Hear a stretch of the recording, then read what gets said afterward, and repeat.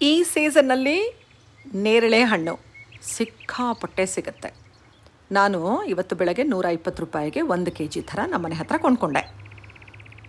ಎಂಥ ಒಳ್ಳೆಯದು ಅಂದರೆ ಸೀಸನಲ್ ಫ್ರೂಟ್ಸು. ಮನೆಯಲ್ಲಿ ಹಿರಿಯರಿದ್ದಾಗ ಹೇಳ್ತಾರೆ ಸೀಸನಲ್ ಫ್ರೂಟ್ಸು ದಯವಿಟ್ಟು ತಿನ್ನಬೇಕು, ವರ್ಷ ಪೂರ್ತಿ ಇವೆಲ್ಲ ಸಿಗಲ್ಲ.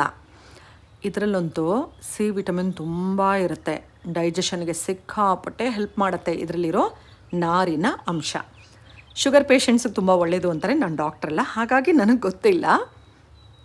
ಅಪಾರ್ಟ್ ಫ್ರಮ್ ದಟ್ ಇದನ್ನು ತಿನ್ನಬೇಕಾದ್ರೆ ಒಂಥರ ಹಲ್ಲಲ್ಲಿ ಒಗಚು ರುಚಿ ಬರುತ್ತಲ್ಲ, ಎಷ್ಟು ಒಳ್ಳೆಯದು ಅಂದರೆ ಷಡ್ರಸಗಳಲ್ಲಿ ಉಪ್ಪು, ಹುಳಿ, ಖಾರ, ಸಿಹಿ, ಕಹಿ, ಒಗಚು ಮೊದಲಿನ 5 ನಾವು ಚೆನ್ನಾಗಿ ತಿಂತೀವಿ. ಅದರಲ್ಲೂ ಸ್ವೀಟ್ ಅಂತೂ ಸಿಕ್ಕಾಪಟ್ಟೆ. ಈ ಒಗಚಿನ ರುಚಿನ ನಾವು ಜಾಸ್ತಿ ತಿನ್ನಲ್ಲ. ನೇರಳೆ ಹಣ್ಣಲ್ಲಿ ಒಗಚಿನ ಅಂಶ ಇರುತ್ತೆ, ಕರುಳಿಗೆ ತುಂಬ ತುಂಬ ತುಂಬ ಒಳ್ಳೆಯದು.